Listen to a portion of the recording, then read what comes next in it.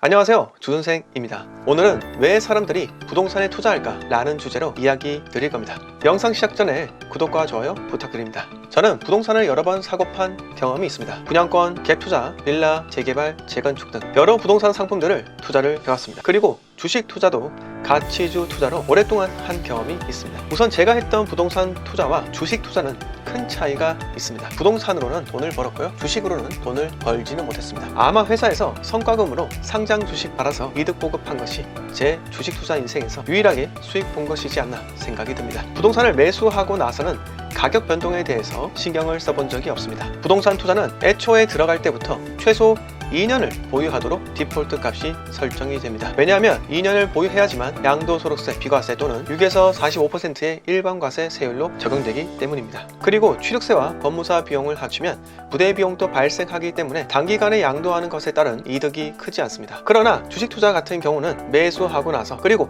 매도하고 나서도 늘 호가창을 보면서 신경을 쓰게 됩니다. 물론 제 성격이 주식 투자와는 맞지 않기 때문에 민감하게 반응하는 것일 수도 있습니다. 하지만 적어도 제 주위를 보면 투자금 대비해서 회사 생활이나 개인 삶에 지나치게 영향을 두는 것을 많이 목격했습니다. 부동산 같은 경우 매수를 하면 마음이 푸근해지지 삶에 엄청나게 큰 변동이 있지는 않습니다. 물론 부동산도 원칙을 갖고 가격이 저렴할 때 매수를 하고 갭 투자라면 전세 세팅까지 해야 하는데 2021년 연말 고점에서 잡으신 분들께서는 지금 상당히 고통스러우실 겁니다. 그러나 부동산은 늘 사용 가치가 존재하기 때문에 고점 대비 30에서 40% 빠진다면 저가 매수세가 충분히 발생하게 되어 있습니다. 다만 지역별 횡보의 기간 정도의 차이는 있는 거죠. 주식 같은 경우 사용 가치가 있을까요? 물론 배당주 같은 경우는 그렇다고 합니다. 하지만 배당주라고 하더라도 코스피 변동에 영향을 받게 됩니다. 그리고 확률은 적지만 상장 폐지도 가능하고요. 이렇게 부동산 투자와 주식 투자는 마음가짐이 다릅니다. 부동산에 훨씬 더 큰 돈이 들어가는데도 불구하고